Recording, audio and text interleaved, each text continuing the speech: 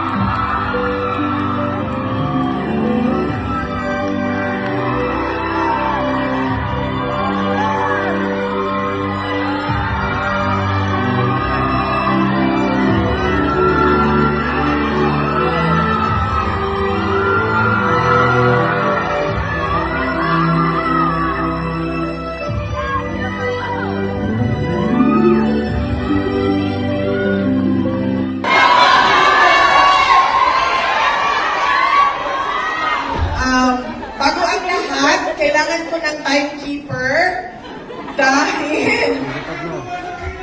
dahil sinabihan ako na kailangan daw yung oras na ilaan ko sa picture taking ay mas mahaba pa sa oras na ibibigay ko sa speech. All group na pagtitipon kasama ang mga overseas Filipinos dito sa Singapore dahil ang homegrown natin na NDM Studios sa ilalim ni Direk Niel de Mesa ay merong movie making forum and training kahapon para sa ating mga overseas Filipinos. At meron din siyang streaming platform launch dito sa streaming platform na nandito sa Singapore. Kaya meron po kami mga iba pang events na dinaluhan. Ang susunod na pagpapasalamat ay sa inyong lahat sa oras, sa panahon, sa pag-absent, sa trabaho,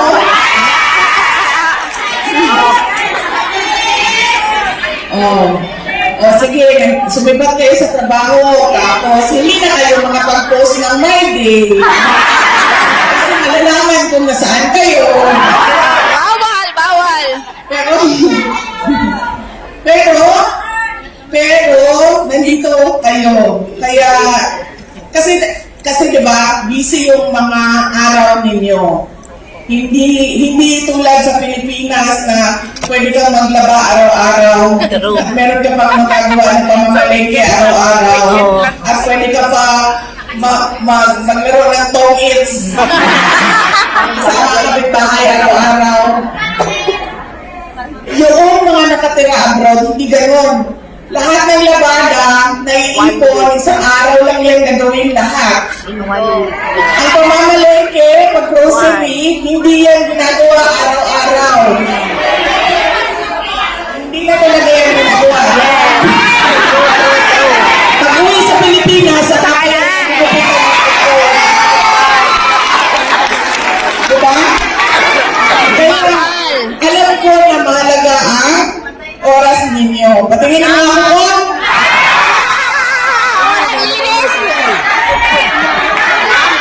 Pot na! Diba? Kung hindi pa nakauwi ng Pilipinas, hindi pa natanggal ang ingron.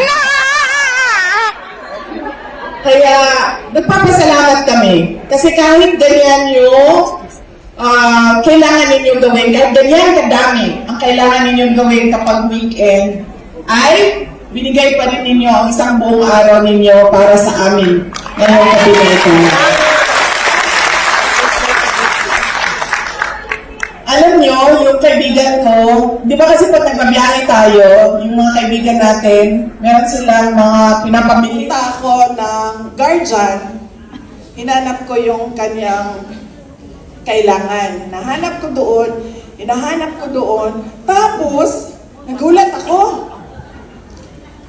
ako kasi meron akong nakita crocodile oil.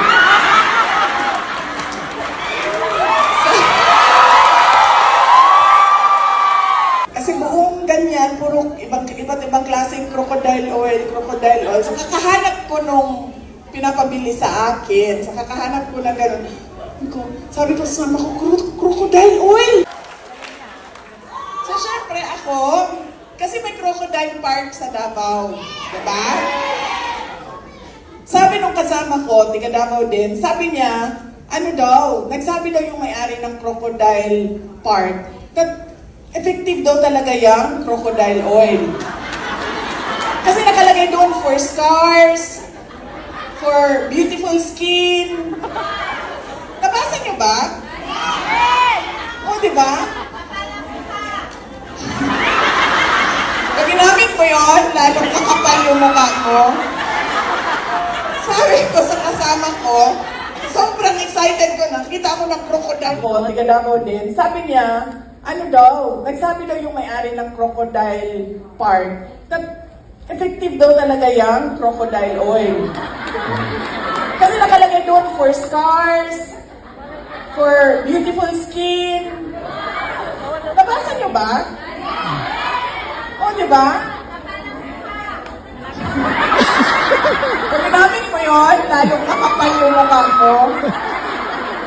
Sabi ko sa kasama ko, sobrang excited ko, nakita ako ng crocodile oil at sabi pa niya, promote pa yung kasama ko na, sabi ni yung may-ari ng crocodile park, okay daw yan. Tapos merong buy two, take one. Dalawa, libre isa. So sabi ko, bili tayo nito kasi pang-giveaway natin bukas sa programa, pagbigay natin. Tapos sabi ko, kailangan ko din ito para sa teklat ko. So, bili tayo. So, hindi ko tinignan kung magkano.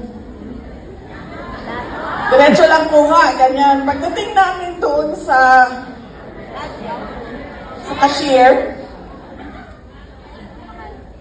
300 plus Singapore dollars. Ganyan ka, mahal ang crocodile oil. So imagine ninyo, magkano ang kikitain ng Pilipinas kung kunin natin lahat ngayon.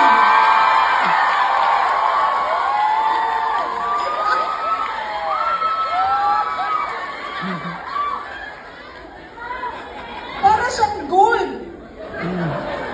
Yung oil nila. Yung binili ko hindi siya umabot 20. Yung binili ko, pinabili sa akin. Hindi siya umabot ng 20 Singapore dollars. Yung buy 2, take 1 na crocodile oil, 300 plus Singapore dollars. So, ibig sabihin na lang natin, averaging 100 Singapore dollars yung ganito kaliit na oil. So, ibig sabihin, kapag kinuha mo ang oil ng Tambaluslos, may lalabas na pera.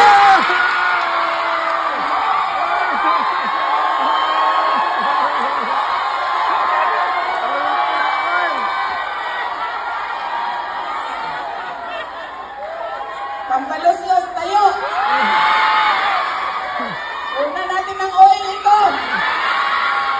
Ayan na yung pera.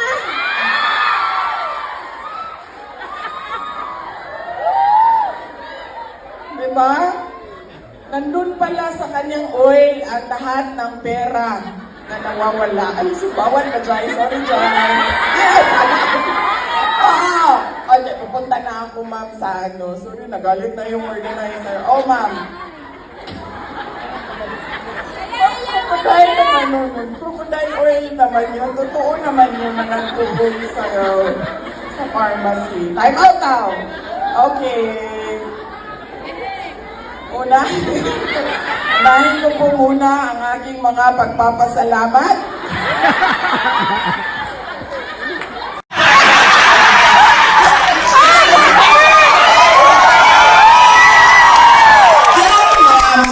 Hindi kasi ako, tulad nilang lahat, na maganda ang boses.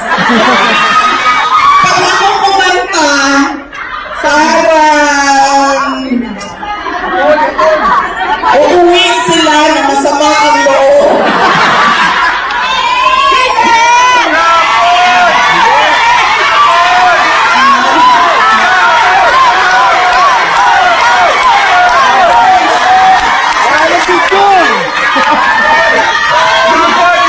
Sample! Sample! Sample! Sample!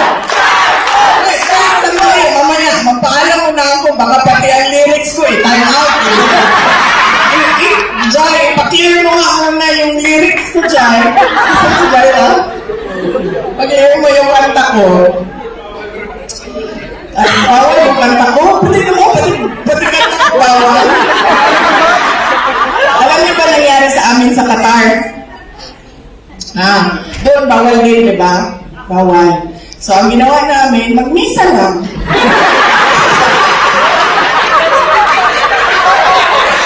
Misa! Mass na lang. Thanksgiving, Holy Mass, gano'n. Tapos, pumunta kami sa mall, kumain kami sa food court. O, di ba? Tapos, nung paghahapon, sinabi na ng noong mga kababayan natin, yung maglabas ba ng kanilang nararamdaman at saloobin. Kaya pigayin na lang natin yung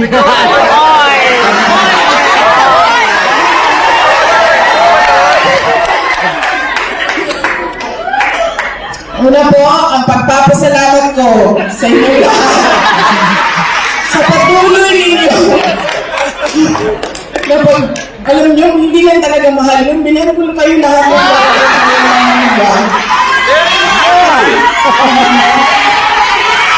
Kakadiri lang yun.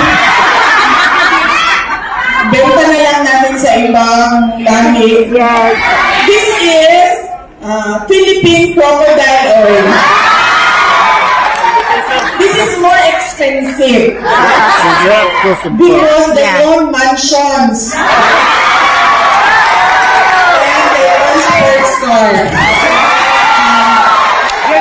This is an expensive crocodile. On an airplane. Wait. Pasalamat ako. Baka mabalik ako dito ba? Papasalamat ako sa patuloy ninyo na pagtitiwala at suporta. Kasama po ang mga tiga Office of the Vice President. Maraming salamat sa patuloy ninyo na pagtitiwala at suporta sa amin, sa aming mga proyekto at mga programa. Ang susunod po ng pagpapasalamat galing kay dating Pangulong Rodrigo Duterte. Kapag po bumibisita ako sa kanya, nababanggit ko na madaming mga Pilipino nag-aantay doon sa labas, sa Duterte Street na tinatawag nila doon sa Hague. Madaming mga kanila sa mga nangyari sa kanya at nangyayari sa ating bayan at yung mga nagdarasal. Alam nyo, ang dami sa mga kababayan natin na kapag nakikita ko sila, ang una nilang sinasabi sa akin, kamusta na si Pangulong Duterte at nagdarasal kami para sa kanya. Napakalaking tulong nun, yung pagdarasal na yan. Dahil naniniwala ako na mayroong Diyos at mayroong Diyos na nakatingin sa ating lahat at hindi tayo pababayaan ng Diyos. Okay na ba ito, ma'am? Prayer rally na ito, ma'am. Manahimik na kami, ma'am.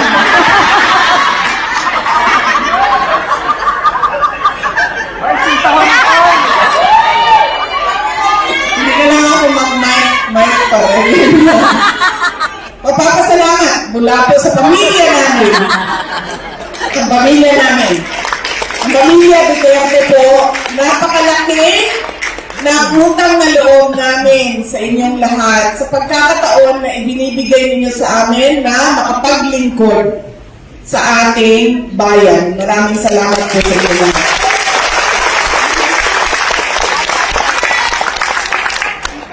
Ganun din, every time na matapos ako mag-amen kayo dyan para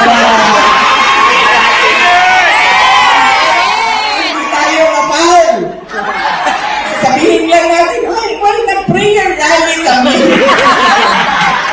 Amen!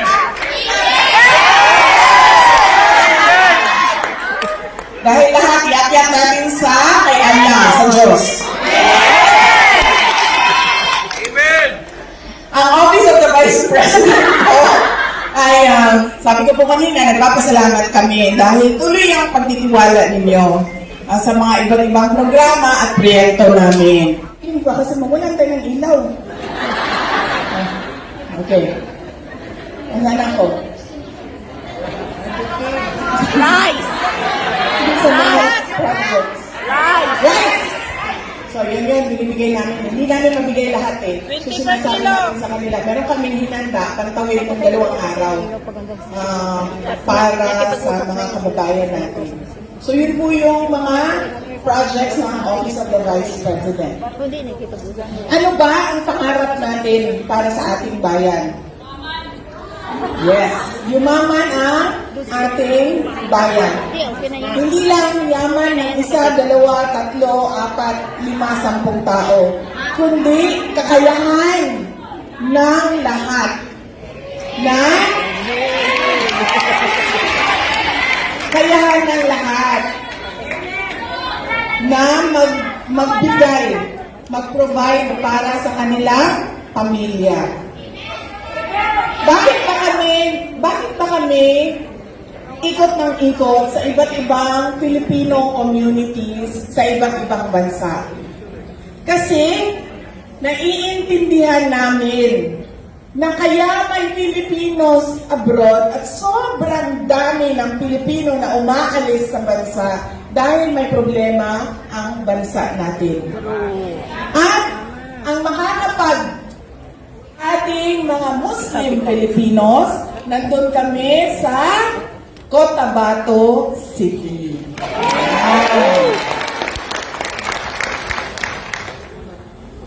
Ang susunod po na project namin ay Disaster Operations Center. Ito po yung pangalawa sa laging hinihingi na tulong ng mga kababayan natin sa Office of the Vice President. Ang una po lagi talaga is medical and burial. Kasi ito po talaga yung nakakaubos ng pera natin, di ba? Pati ng savings natin. Yes. Pati ubos na pagbenta ng mga properties natin kapag nagkakasakit yung kamag-anak natin, mahal natin sa buhay. Ito talaga yung unang-unang project na hinihingi. Pangalawa dyan ay disaster relief assistance. Dahil ang dami, alam niyo, hindi ako magtataka. Bakit tayo nababaha doon sa ating natin?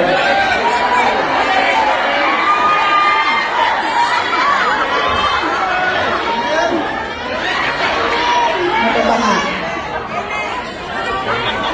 Tama. Kasi ang mga buhaya, nakatira talaga yan sa tubig.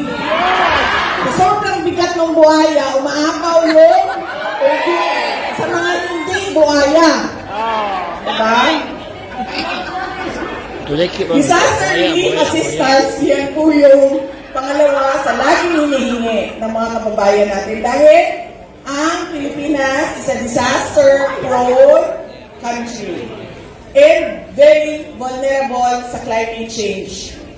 Kaya merong pagbabago, sobrang init, sobrang dami ng ulan, pagbabaha, landslide, earthquake. Yan po yung pagsabog ng bulkan, mga iba't ibang sakuna, sunog, malalaking sunog. Kaya marami ang lumalapit sa amin ng relief assistance. Ang susunod po na project namin, napakaliit, Pero masaya kami dahil nakakatulong siya, lalo-lalo na sa mga mag-aaral at sa mga yung kapos.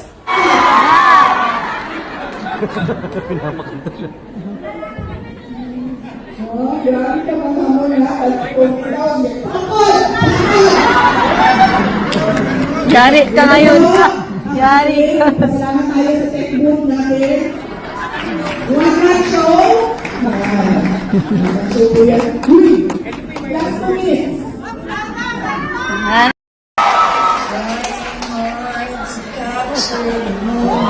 This morning I don't know. There's a bottle of vodka still lodged in my head. Some dog gave me nightmares.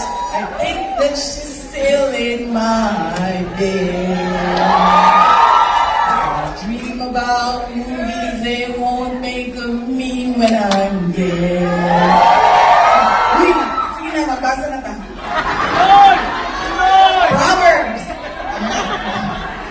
Proverbs 9, verses 7 to 9.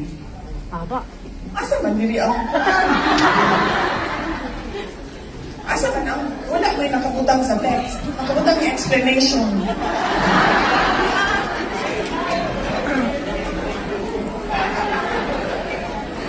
As I dream about movies, they won't make of me when I'm dead.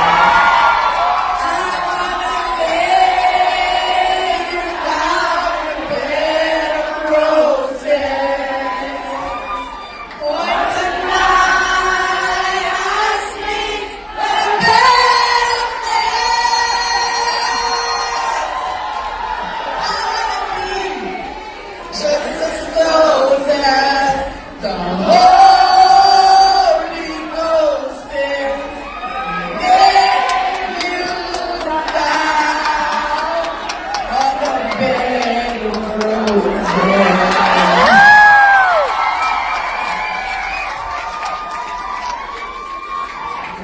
Siya po, ang pangalan po niya ay Juju. Diba Jojo? Si Tatay G. Jojo, J-O-J-O. Wala si Tatay G. Juju. J-U-J-O. Para daw, sabi ko, Jo, muna kami nagkakilala. Jonathan ang pangalan niya. Si Katengki, wala. Oh. Hindi, meron ka. Ito, kuya ni Katengki, pwede na ito. Kuya ni Katengki. Ano ba yung sasabihin ko? Si Jojo. Jonathan yung pangalan niya, tapos J-U-J-O, kasi daw para maiba. Kasi daw, sikat na daw masyado ang Jojo. So, Jujo, ang kanyang pangalan. Masaya tayo. Siya yung unang kasama ko sa trabaho. Pagkasama kami, dalawa lang kami nagsimula noon. 2006.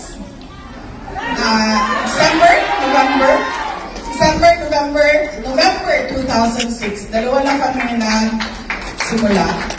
Tapos, ilang years ago yun? Ilang years na? Almost 19 years. Almost 20 years na kami magkasama sa trabaho. Tapos, na-recruit namin ang kanyang asawa. Sana yun. Nandiyan, sa tabi-tabi. Naka-uniform din. Na-recruit namin. Proverbs 9, 7 to 9. Verses 7 to 9. Whoever corrects a mocker invites insults. Whoever rebukes the wicked incurs abuse. Do not rebuke mockers, or they will hate you. Rebuke the wise, and they will love you. Instruct the wise, and they will be wiser still. Teach the righteous, and they will add to their learning. Yan po ang pangsara ng ating programa ngayong hapon na ito. Ang salita ng Diyos. Salita ng Diyos para sa ating lahat.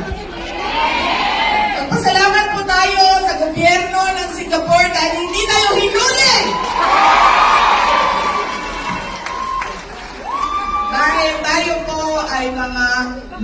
lighting. You want to sign? Padala ka.